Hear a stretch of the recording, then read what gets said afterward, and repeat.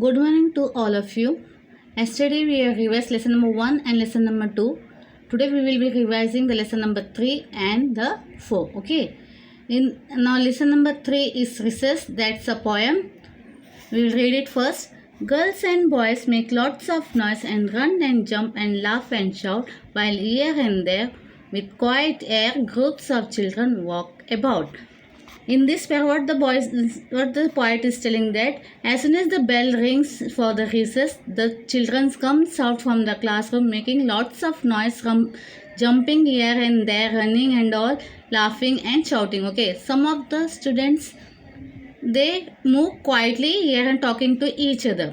So what is mentioned in the first stanza कि बच्चे लोग क्या करते हैं, जैसे ही रिसर्च होते हैं गर्ल्स एंड बॉयज़ क्लासरूम से बाहर आते हैं और शोर मचाने शुरू कर देते हैं, यहाँ वहाँ भागते, जंप करते हैं, हंसते हैं, चिल्लाते हैं and move about.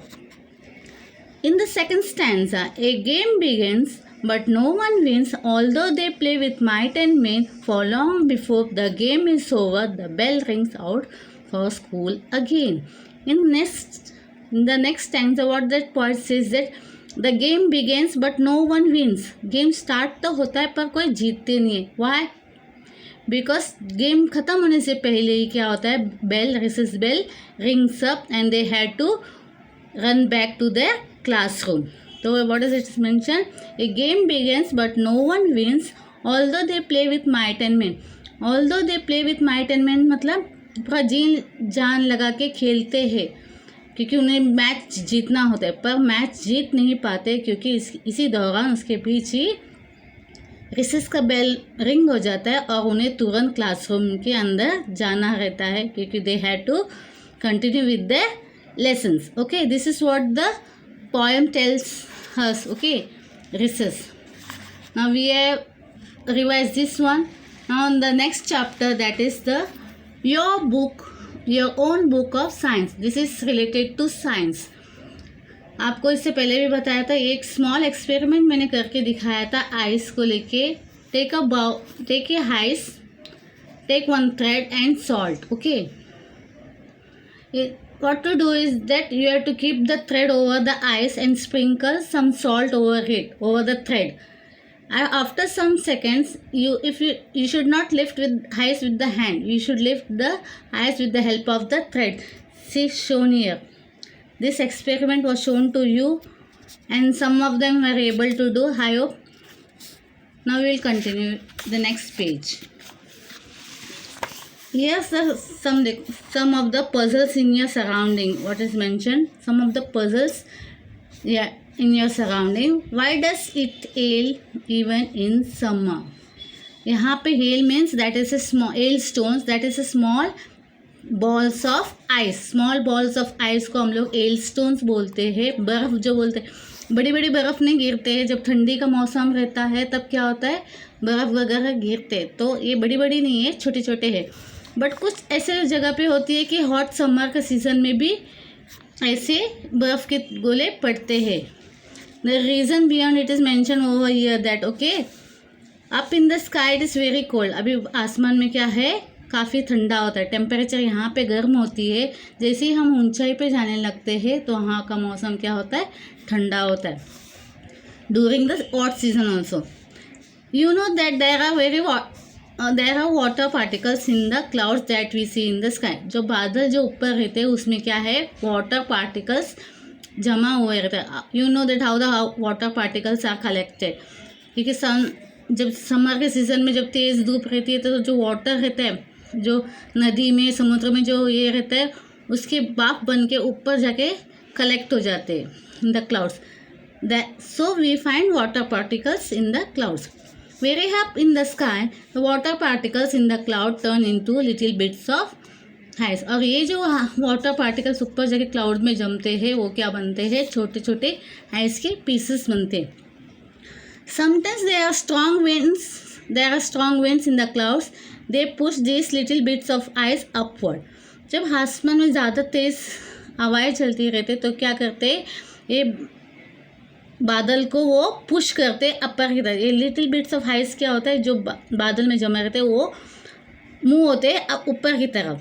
So they do not fall on the ground. तो इसकी वजह से क्या होता है, वो आइस नीचे नहीं ज़मीन पे गिरती है।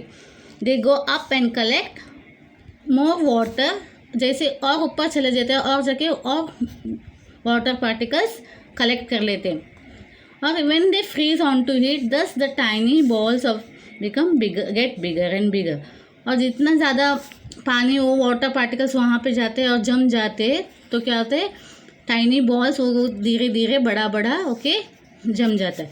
They turn into L stones. और ये टाइनी बॉल्स को हम लोग एल स्टोन बोलते हैं। जो वाटर पार्टिकल्स वहाँ पे जाके कलेक्ट होके फ्रीज हो जाते हैं, ठंडा हो जाते हैं, एक पत्थर के रूप में लेते हैं, उसको हम लोग एल स्टोन बोलते हैं। The heavy hail stones then fall to the ground in the form of shower. और जो ये जो हेल स्टोन्स है बाद में वो ज़मीन पे आती है शावर की तरफ, मतलब बारिश के तौर पर। Very tiny hail stones melt before they reach to the ground. और कुछ ऐसे बर्फ़ के गोले छोटे छोटे होते हैं कि जो ज़मीन में आने से पहले क्या होते हैं, पिघल जाते हैं और पानी का रूप ले लेते हैं, रेन ड्रॉप्स की तरह। But some hail stones reach the ground before they melt. A light shower of hail can be great fun. अगर थोड़ा सा बर्फ़ के छोटे छोटे फव्वारे अगर गिरते हैं ज़मीन पे तो सबको खुशी होती है, हाँ आपको लगता है बर्फ़ पड़ रही। पर कभी कभी क्या होता है, बड़े बड़े जब बर्फ़ के गोले आसमान से गिरते तो क्या करते हैं, काफ़ी सारे डैमेजेस होते हैं। कहाँ पे, क्रॉप्स में, प्लांट्स में एंड एनिमल्स। इस तरह का डैमेज एक बार महाराष्ट्र में हो चुका है 2014 में। See year Maharashtra was hit by a series of hail storms in 2014 में हेल स्टॉर्म आया था महाराष्ट्र में जो काफ़ी भयंकर था। The hell storm devastated thousands of acres of standing crops. बहुत सारे क्रॉप्स को बर्बाद किया था, खराब हुए थे। फूड क्रॉप्स थे, were ruined, birds and animals were also killed. Birds और एनिमल्स भी क्या हुए, मारे गए इसमें। And injured in a large numbers also. Farmers suffered heavy losses. It was a great natural calamity. और फार्मर्स को इसकी वजह से उनका अनाज या फ्रूट्स डिस्ट्रॉय होने की वजह से उन्हें काफ़ी सारी मुश्किलें उठानी पड़ी, काफ़ी नुकसान उनका हुआ इस नेचुरल कैलेमिटी से। Okay, I hope you got the lesson. कैसे हेल स्टोन्स होते हैं, hail stones small balls of ice. Okay, और ये पानी जो वाटर पार्टिकल्स ऊपर जाके जम जाते हैं, कलेक्ट हो जाते हैं आसमान पे, और वो वहाँ पे ठंडा होने के बाद में वो आइस बॉल्स का रूप लेते हैं। एंड कुछ ऐसे आइस बॉल्स है जो ज़मीन पे गिर जाते हैं, कुछ नीचे नीचे आते रहते, पिघल जाते, वो बारिश के तौर पर आ जाता है मेरे तरफ। या कुछ ऐसे रहते हैं जो नीचे ज़मीन पे आ जाते हैं। Okay, this is what the lesson it is. Some of this examples we are given to you to solve it. यानी आपको ढूंढना था कि फ्लावर्स का कलर किसकी वजह से हमें मिलता है, इसके बारे में जानकारी वगैरह हासिल करना था। Why the leaves are green, पत्ते हरे क्यों होते हैं, और क्यों जब प्याज हम काटते हैं तो हमारे आंखों से आंसू निकल आता है। इसके पीछे भी एक साइंटिफिक रीज़न होता है जो हमें ढूंढना है। Okay, this lesson has been explain to you. I hope you understood both of the lessons. Please keep reading the text books. काफ़ी क्वेश्चंस आपको एग्जाम में आएंगे टेक्स्ट बुक से रिलेटेड, तो टेक्स्ट बुक से रीड कीजिए, अंडरस्टैंड कीजिए, that is quite necessary. Don't forget to read the chapters. काफ़ी सारी चीज़ें हमें पढ़ते पढ़ते यहाँ समझ में आता है। हेल स्टोन्स क्या है, स्मॉल बॉल्स, फ्रीजिंग होके क्या हो जाता है, पानी जब ऊपर चला जाता है फ्रीज होके क्या हो जाता है, हेल स्टोन्स या ये बन जाता है ऊपर जाके। ये सब चीज़ें हम लोगों के अगर लेसन रीड करोगे तो आपको पता चलेगा। So please keep on reading the text books thoroughly. If any doubt you find, ask your elders to verify that. उसको जानने की कोशिश कीजिए अपने पेरेंट्स से, अपने कोई भी सिबलिंग्स रहेंगे, भाई या बहन, उनसे जानकारी हासिल कीजिए। Please don't stop reading, keep on reading, you will find the things much easier and it will be useful to solve your assignment. Question answer जो दिया जाता है उसको सॉल्व करने में आपको काफ़ी मदद होगी। Thank you.